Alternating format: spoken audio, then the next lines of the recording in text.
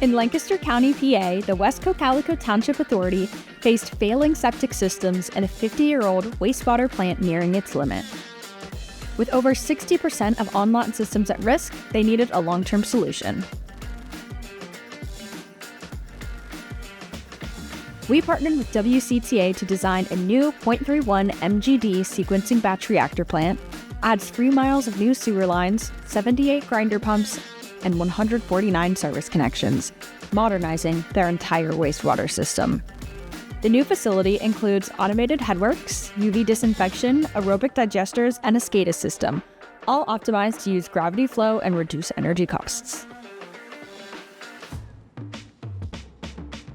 We also supported WCTA in community outreach and negotiated revised effluent limits of PA/DEP, saving over $1 million in construction costs. The result? A 30% reduction in sludge volume, lower disposal costs, and a resilient, cost-effective system that protects water quality and serves the community for decades to come.